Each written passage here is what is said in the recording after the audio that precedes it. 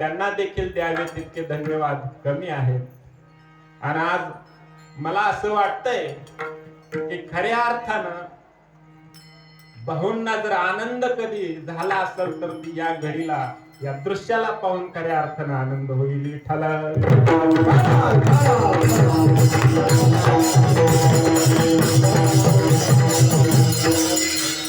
त्यांनी जे आपल्या गावाकरता आयुष्य झिजवलं दोन्ही भाऊंनी, कोकणी बुवांनी, सोपान काकांनी, आणि त्यांच्या त्या मेहनतीला आज मला असं अजिबात संकोच वाटत नाही सांगायला की त्यांच्या त्या कष्टाला या रूपात फळ आलेलं आहे. विठ्ठल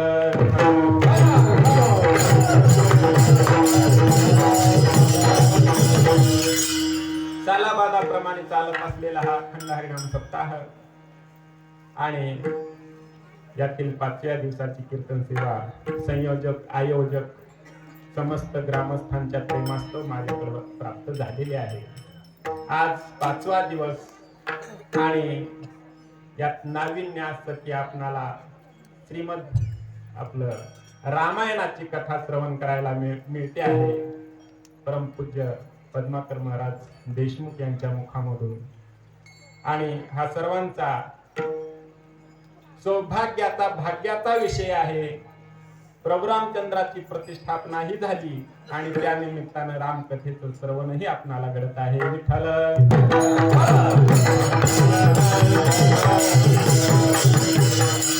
प्रस्तुत अभंग हा सर्वांच्या परिचयातला आहे.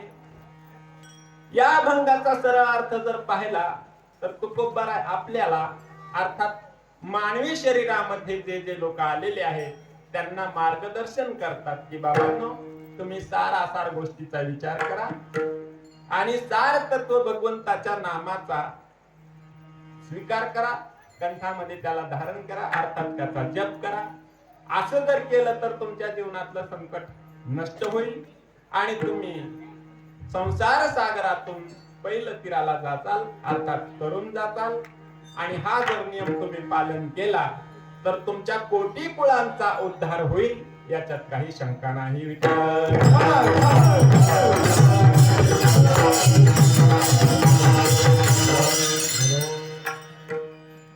विचार हा मानवी जीवनातच शक्य आहे. विचार केव्हा करावा लागतो? आपण एखाद्या नवीन गावी जर गेलो, परिसर आपल्या परिचित नाही, आपण कोणाला तरी रस्ता विचारतो, तो व्यक्ती सांगतो की असं असं तुम्ही जा, बिनधास्तपणे जा, डोळं झाकून जा. डोळं झाकून जा याचा अर्थ खरंच डोळे झाकून जायचे का? नाही. डोळे झाकून जा म्हणजे बिनधास्त जा. आता तो वाटसरू बिनधास्त कुठपर्यंत जाईल? जोपर्यंत मार्ग एक आहे तोपर्यंत. आणि त्या मार्गात मार्ग दुसरा फाटा जर फुटत असेल तर त्या ठिकाणी गेल्यानंतर त्याला काय करावं लागेल? विचार करावा लागेल. तिथं तो बिनधास्त चालू शकत नाही. पशु पक्ष्यांच्या जीवनामध्ये जर आपण पाहिलं तर त्यांच्या जीवनामध्ये एकच गोष्ट आहे ज्याचं नाव भोक्तृत्व. केलेल्या कर्माचा भोग भोगण्याकरताच पशुआदी योनीमध्ये व्यक्ती जातात. जे आपलं कर्म असेल तसा त्याला भोगून ते कर्म संपवायचं असतं. त्याच्या जीवनात दुसरा विषय नाही. एखाद्या बैलानं दुसऱ्या बैलाला मारलं तर पाप लागल का? अजिबात लागत नाही.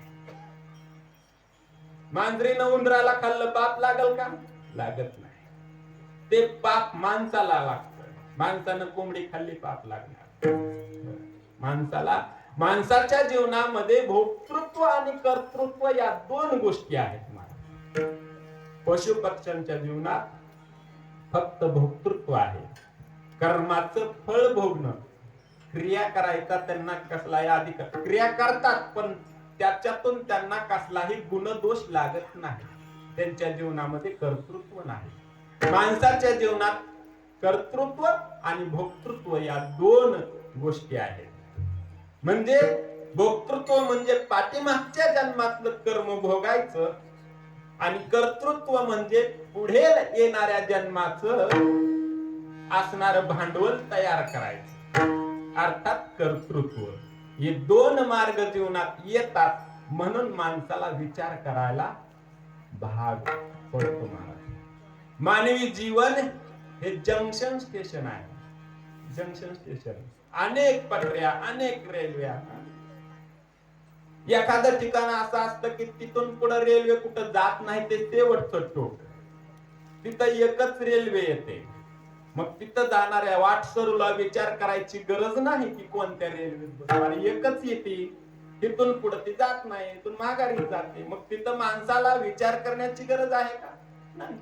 पण तो व्यक्ती जेव्हा जंक्शन स्टेशनला येतो, अनेक खिडक्या, अनेक रेल्वे, अनेक पटऱ्या, मग तिथं त्याला काय करावं लागतो? विचार करावा लागतो. एक म्हातारं बसलं रेल्वे, त्याला जायचं होतं मुंबईला, रेल्वे निघाली होती लातूरला. बाबा कुठं जायचं? म्हणले मला मुंबईला जायचं. मुंबईला जायचं, पण लातूरला जाणारी रेल्वे लातूरला जाते का? हो, बर बर बर. मला वाटलं रेल्वेत बसलं की जातंय मुंबईला म्हणून बसलो. बसल्यावरच जातात, पण कोणत्या रेल्वेत बसल्यावर मुंबईला जातो ह्याचा विचार करायला नको का? अर्थात त्याला विचार करण्याची गरज आहे. माणसाच्या जीवनात भोक्तृत्व आणि कर्तृत्व आहे. दोन गोष्टी असल्यामुळे माणसाला काय करायचा? विचार करायचा. पशु पक्ष्याच्या जीवनात त्या गोष्टी नाहीत, म्हणून त्यांना विचार करण्याची गरजही नाही. विठ्ठल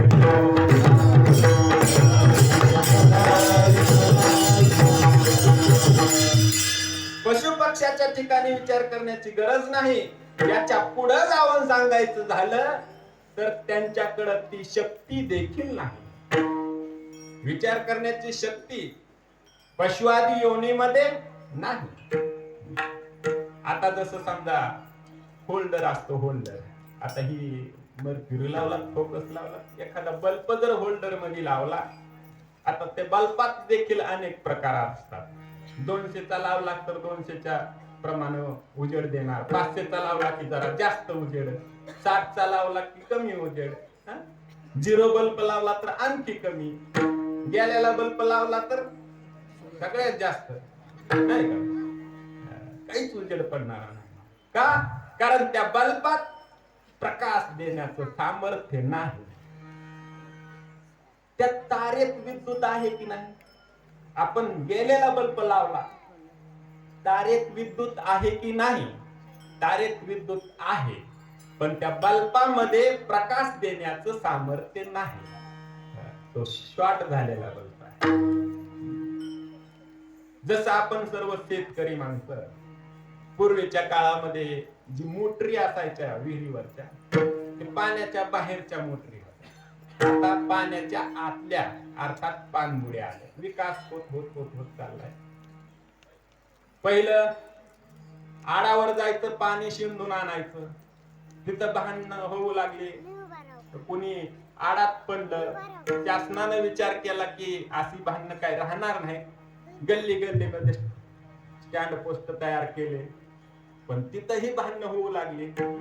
मग घर घर नळ योजना पोहोचवली, विकास झाला.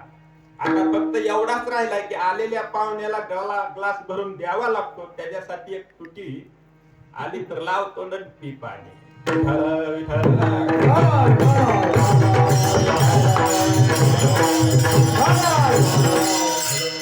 ती जी पूर्वीची मोटर होती, ती जर पाणी फेकना गेली तर शेतकरी काय करायचा? अनुभवला असेल ना तुम्ही. काय करायचं? पाणी भरायचं, शेण आणि पाणी कालवायचं. कालवलं असेल ना, मी पण केलंय ते, म्हणून मला मी माहिती. पाणी जर ओढना गेली तर त्या मोटरीत काय करायचं? ते शेण कालवलेलं पाणी वरनं टाकायचं. मग 2-4 बकेटी पाणी बसलं, ते पाणी ही पाणी मधली हवा निघून जायची. जो पाणी उचलणारा पंखा आहे, ज्याच्यात पाणी उचलण्याची क्षमता आहे, त्याच्यात आणि खालच्या पाण्यात हवा असायची. मग पाणी ते वरनं टाकलं की ती हवा निघून जायची, एक जीव व्हायचा, आणि बटन दाबलं की पाणी बाहेर, ती मोटर फेकायची. आता माझा प्रश्न आहे, त्या पाईपात पाणी का टाकलं? विहिरीत पाणी आहे म्हणून का नाही म्हणून? आहे म्हणून मग टाकलं कशाला? आणि नाही म्हणावं तर बाहेर आलं कसं? त्यानं काय केलं? त्या वरच्या पाण्यानं खालच्या पाण्याचं एक जीव झाला महाराज. वरचं पाणी आणि खालचं पाणी, बटन दाबलं पाणी बाहेर आलं. तसंच आहे हे ज्ञान माणसाच्या अंतःकरणामध्ये, हृदयामध्ये अगोदरच आहे. मी वासुदेव तत्वता कळो येईल विचारिता, हे ज्ञान पूर्वीच आहे अंतःकरणामध्ये आपल्या. पण गुरुनं काय केलं? कर्णरूपी पाईपामधून ते ज्ञान आपल्या हृदयातल्या ज्ञानापर्यंत पोहोचवलं. आणि बाहेरचं मिळालेलं ज्ञान, अर्थात गुरुच्या मुखातून मिळालेलं ज्ञान आणि अंतःकरणातलं ज्ञान, दोन्हीचं काय होतं? एक जीव होतो. आणि खालच्या ज्ञानाला वरच्या ज्ञानानं काय येते? चकाकी येते, चमकतं महाराज ते ज्ञान. ही क्षमता पशुमध्ये नाही. पशुच्या ठिकाणी पशु काय पाप पुण्य जाणती, उत्तम मध्यम भोग भोगती, त्यांच्या ठिकाणी कसलंही ज्ञान नाही. जसं दुसरं एखादं उदाहरण पाहू. सूर्य असणारा, सूर्याची किरण भिंतीवर पडतात, आरशाच्या काचेवरही पडतात. दोन्हीत फरक काय? भिंतीवरती पडलेली सूर्याची किरण परावर्तित होत नाही आणि काचेवरती पडलेली किरण ही परावर्तित होतात. आता यात सूर्याच्या किरणाचा काही दोष आहे का? सूर्याच्या किरणाचा काही दोष नाही. ते किरण ज्या ठिकाणी पडले त्या जागेचा दोष आहे. भिंतीतून ते परावर्तित झालं नाही, काचेतून ते परावर्तित झालं. आता ज्या ठिकाणी सूर्याची किरण पोहोचतात त्या जागेचा दोष त्याच्यामध्ये येतो. गुरुचं ज्ञान अंतःकरण पटलावरती वरती माणसाच्या पडतं आणि तिथून ते परावर्तित होतं. ती क्षमता माणसामध्ये आहे. पण पशु अधिकामध्ये ते सामर्थ्य नाही. म्हणून विचार करण्याची शक्ती ही पशु अधिकामध्ये नाही. जसं स्वाती नक्षत्र असतं, स्वाती नक्षत्रामध्ये पाऊस पडतो. त्या स्वाती नक्षत्रातल्या पावसाचं वैशिष्ट्य असं आहे की तो पाण्याचा थेंब जर अग्नीवर पडला तर काय होईल? त्या पाण्याचं अस्तित्व, त्या थेंबाचं अस्तित्व नष्ट होईल, त्याची वाफ बनेल. तोच पाण्याचा थेंब गटारीतल्या पाण्यात पडला तर काय होईल? दूषित होईल, घाण होईल. त्याच स्वाती नक्षत्रातल्या पाण्याचा थेंब जर दारू भरलेल्या ग्लासात पडला तर ते अपवित्र होईल. तोच पाण्याचा थेंब केळीच्या पानावरती पडला, मोत्यासारखा चमकेल. तोच पाण्याचा थेंब एखाद्या शिंपल्यामध्ये पडला तर त्या पाण्याचा काय बनतो? मोती बनतो. मोती मोत्यासारखं चमकत नाही, मोतीच बनतो. पण स्वाती नक्षत्रातल्या पाण्याचा थेंब शिंपल्यात पडल्यानंतर त्या पाण्याचा मोती तयार होतो. तोच पाण्याचा थेंब एखाद्या सापाच्या तोंडात पडला तर त्याचं काय होतं? विष होतं, विष. मग आता मला सांगा, त्या पाण्याच्या थेंबाचा काय दोष आहे का? नाही. तो थेंब ज्या जागेवरती पडला त्या जागेचा तो दोष आहे. त्या जागेचा काय आहे? दोष आहे. संसर्गजा गुण दोष गुणाहा भवन्ति, त्या जागेचा तो दोष आहे. तसं आलेलं ज्ञान पशुआदिकांच्या ठिकाणी कसं जातं? व्यर्थ जातं. माणसाच्या ठिकाणी आलेलं ज्ञान सार्थकी लागतं महाराज, सार्थकी. बोध हा सर्वांना केला, माणसासहित पशु पक्ष्यांना. पण बोध झाला कुणाला? ज्यांच्याकडे ती क्षमता होती, अशा तुरळक माणसांना तो बोध झाला. हरिपाठातलं एक अभंग आहे, साधू बोध झाला. साधू बोध केला सर्वांना, पण झाला एकट्याला. विठ्ठल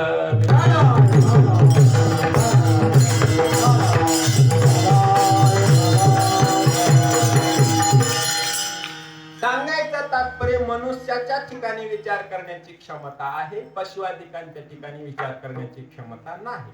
म्हणून हा उपदेश कुणाला आहे? फक्त माणसांना आहे. बरं, माणसाला विचार करण्याची क्षमता आहे, तसंच विचार करण्याची गरजही आहे.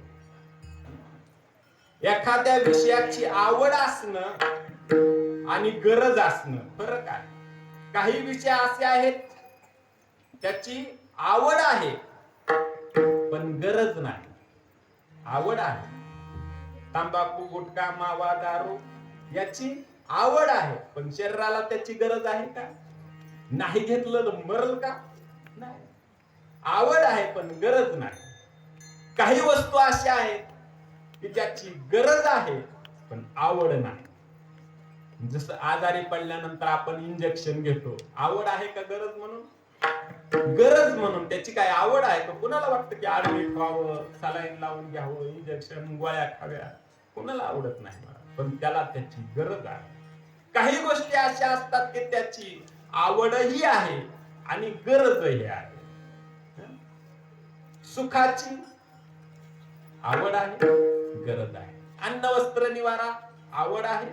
कुणाला वाटतं की चांगले चांगले कपडे आपल्याला नेसाय मिळून असं कुणाला वाटतंय? घर मिळून असं कुणाला वाटतंय? पैसा मिळून असं कुणाला वाटतंय? म्हणजे त्याची आवडही आहे, गरजही आहे.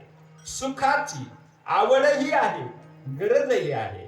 पण काही गोष्टी अशा असतात त्याची आवडही नसते आणि गरजही नसते. सापाची, विंचवाची आवड आहे का गरज आहे? आवड आहे का गरज आहे? आवडही नाही, गरजही नाही. पण दुःखाची आवडही नाही, गरजही नाही. कुणाला आवड आहे दुःखाची? मजलागी दुःख व्हावे ते कोणी भावे ना दिले. प्रत्येकाला सुखाची अपेक्षा आहे, सुखाची आवड आहे, गरज आहे. पण सुखाची प्राप्ती काही केल्या होत नाही. प्राप्ती सुखाची होत नाही आणि दुःखाची प्राप्ती झाल्याशिवाय राहत नाही. अशा सुखाची, दुःखाची अपेक्षा कोणालाच नाही. ती पण सकाळ सकाळ जे हरी घालते महाराज कोण? दुःख. सकाळ सकाळ पहिल्या गाडीनं हजर. गरज नाही कोणाला, आवडही नाही, पण जीवनात आल्याशिवाय राहत नाही. त्याचं नाव दुःख. त्याची ना आपली गाठ भेट सुद्धा होत नाही. आपण एका गाडीत चाललो की ती दुसऱ्या गाडीनं जातो. कधी क्रॉसिंग सुद्धा होत नाही जीवनात. कुणाची? सुखाची ना आपली. कधीच गाठ भेट होत नाही. गुराळ असतो, गुराळ. गुराळ म्हणतो ना, बैल असतो, त्याच्या खांद्यावरच जू आणि ते चक्र फिरत राहतं आपलं दिवसभर गुराळाला. त्या बैलानं विचार केला. काय विचार केला? रोज उठलं की सुटलं गुराळाला मला झुकतंय. दिवसभर ह्याची मेहनत करून असे आपल्याला रस काढावा लागतो, दिवसभर कष्ट करावं लागतंय. बैलानं विचार केला आणि तो बैल आता कंटाळून खाली बसला. आता तो शेतकरी काय करतो? त्या बैलाला उठवण्याचा प्रयत्न करतो. कसा प्रयत्न करणार? शिपूट धरलं, काचकीने चावलं. प्रयोग नंबर 1 बैलाला उठवण्यासाठी. शिपूट मुरगळलं. प्रयोग नंबर 2. तंबाखू खाल्ले, डोळ्यात पिचकारी मारली. प्रयोग नंबर 3. चाबूक घेतला, कान सडकिले. प्रयोग नंबर 4. आता तर त्या बैलानं पायच पसरले. बघूच कुठपर्यंत मारतो. त्यांना असा विचार केला की आज उठायचंच नाही. आपण जर उठलो तर आपल्या मागचं काम हटणार नाही, आणि नाही उठलो तर याला बाजारात जाऊन दुसरा बैल आणावा लागल. आपण आपलं निवांत खायचं, बसून खायचं, असा त्या बैलानं विचार केला. शेतकरी पण हुशार होता महाराज. त्यानं काय केलं? असा उठत नाही का हा बैल? गेला शेजाऱ्याचं गवत होतं हिरवगार लुसलुसीत, आणलं कापून. दुसऱ्याचं पुढे काय अडचण आहे? आणलं खुडून पेंडी बांधली. जसं लहान मुलगा जर औषध पेना गेला तर आई काय करते की बाया, हे जर तू गोळी खाल्ली ना तर तुला मी असा एवढा मोठा गुळ खायला देते, एवढा मोठा. लगेचच काढते डब्यातून, हे बघ हा गुळ, एवढी गोळी खायची आणि बदल्यात हा गुळ खायचा. बाळाचे विचार करतो, गुळीच्या बदल्यात एवढा मोठा गुळ, होईल थोडा त्रास पण गुण हमखास खाऊन घ्यावी. खरंच देणार का गुळ? हो, हे काय तुझ्या समोर गुळी तर खा. त्यानं आपला गुळाच्या लोभापोटी ती गोळी डोळे बंद करून बळच खाल्ली.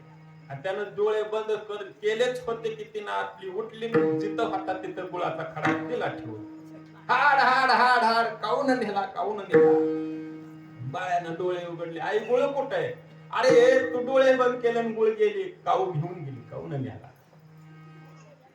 काय केली युक्ती त्या आईनं? गुळी खावी म्हणून युक्ती केली. तसं ते शेतकऱ्यानं काय केलं, आणला तो घास एका दांडक्याला बांधला आणि ते दांडक जुवाला बांधलं. त्या बैलापासून 2 फूट लांब, 2 फूट लांब, आणि गेला झाला.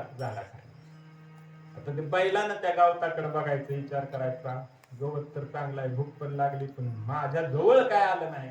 आता 2 पाऊल आपल्यालाच चालून त्याच्यापर्यंत जावं लागल. बैल उठला, 2 पाऊल टाकले, तोंडात आलं का गवत? अहो ते जुवाला बांधलं होतं.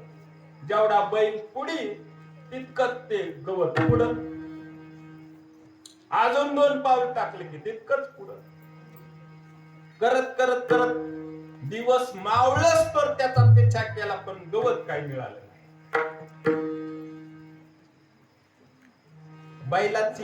बैलाची गोष्ट नाही, ही 2 पायाच्या बैलाचीच गोष्ट आहे. सर्व सुखाची आशा जन्म गेला, सर्व सुखाची आशा जन्म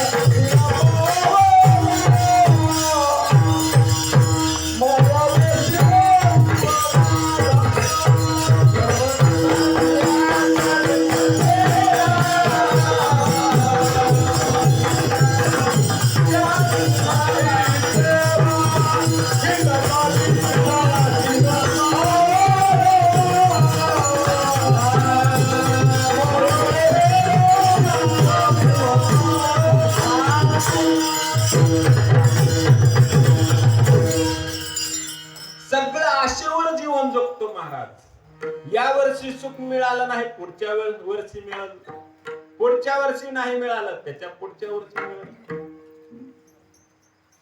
लहानाचा मोठा झाला, लग्न झाल्यावर मिळेल वाटलं, नाही मिळालं. लेकर झाल्यावर मिळेल, नाही मिळालं. सोनबाई आली, नाही मिळालं.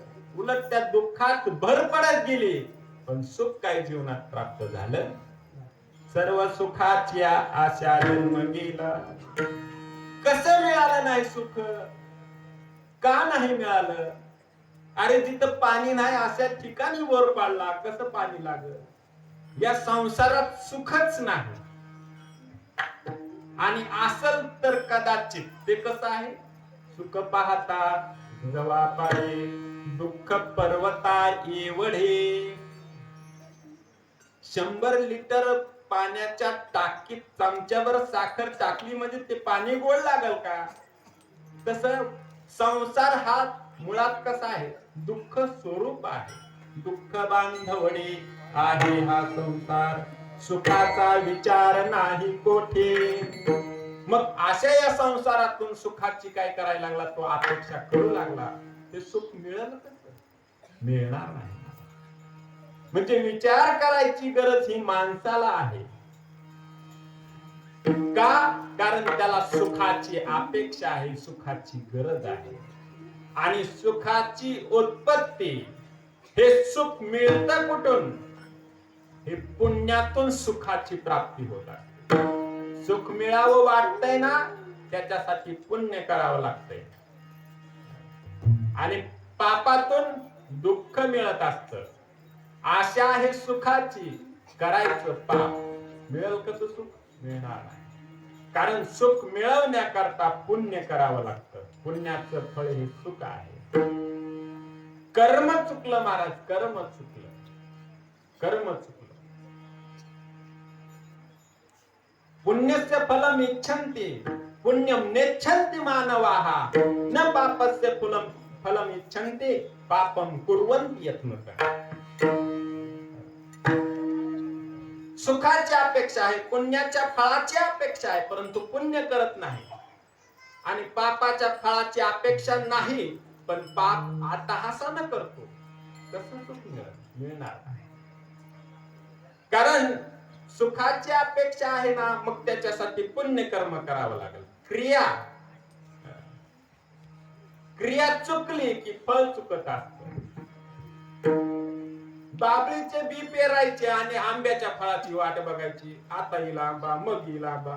अरे लावताना रोपट लावलं बाबळीचं, बी लावलं बाबळीचं, त्याला आंबे कुठून लागतील? त्याला धामुके लागणार. खा धामुके.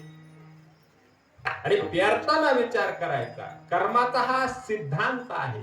केले कर्म झाले तेची भोगा आले, उपजले मेले ऐसे किती. हा कर्माचा सिद्धांत आहे. कर्मशास्त्रानं 3 प्रकारचं सांगितलं.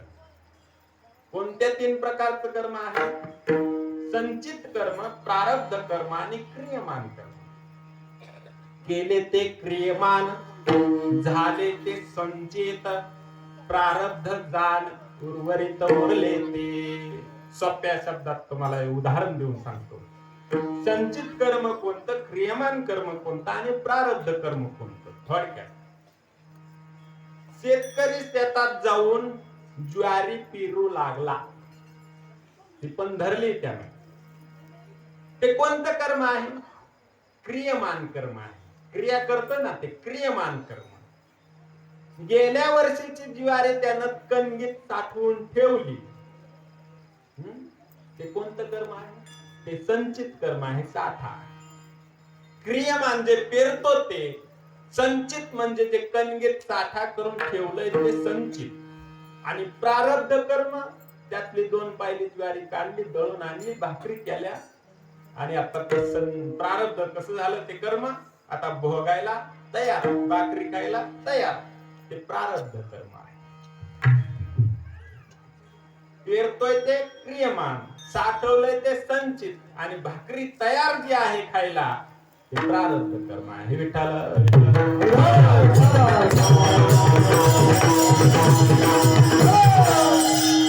आपण केलेल्या कर्माचं फळ आपल्याला भोगावं लागतं. जेवण मी केलं तर ढेकर तुम्हाला येणार नाही, है ना? आपलं कर्म आपल्याला. बर, त्यात असं असतं की काही कर्माचं फळ हे तत्काळ मिळतं आणि काही कर्माचं फळ हे कालांतरानं मिळतं. ठेस लागली आणि 2 वर्षानं दुखायला लागला पाय, असं होतं का कधी? तत्काळ दुखणार, त्या कर्माचं फळ तत्काळ. आणि काही कर्माचं फळ हे कालांतरानं मिळत असतं. आपण लहान मुलांना शिकवतो, 20-21 वर्षापर्यंत शिकवतो, त्याला ज्यावेळेस नोकरी लागते तेव्हा त्या कर्माचं फळ मिळायला लागतं. म्हणजे या कर्माचं फळ हे कालांतरानं मिळतं, पण कर्माचं फळ मिळाल्याशिवाय राहत नाही. आपल्याला आशा सुखाची आहे ना, मग पुण्यकर्म करावं लागल. क्रिया जर चुकली तर फळाची प्राप्ती सुद्धा चुकीची होते. जसं कासेच्या आपलं गाईच्या कासमध्ये गोचिड असतो. गोचिड, तो गोचिड काय करतो? दूध पितो की रक्त पितो?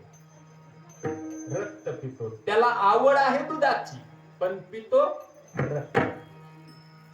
बरं, आता त्या गोचिडापासून दूध काय 2-4 किलोमीटर लांब आहे का? पाशी त्वचेची पदराड, पाहे पा दूध पवित्र आणि गोड, पाशी त्वचेची पदराड, परी ते अभेरोनी गोचिड अशुद्धची सेवती. लांब नाही, फक्त एक पडदा आहे, त्याला फक्त एकदा छिद्र पाडायचं, दूधच दूध. पण त्याच्याकडे, त्या दुधाकडे ते गोचिड काय करतं? दुर्लक्ष करतं आणि मरेपर्यंत फक्त रक्त पित राहत. आशा सुखाची, कृती चुकीची. विठाला विठाला.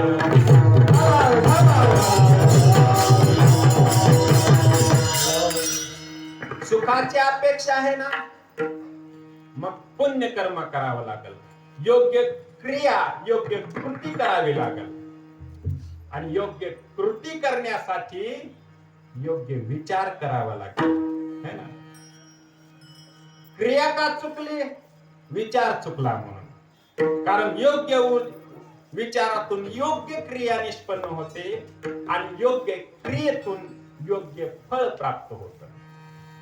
घरी असताना आपण कीर्तनाला जायचा विचार अगोदर केला, मग चलत मंडपापर्यंत आला, तो विचार कृतीत उतरला आणि इथं येऊन डोळे वटारून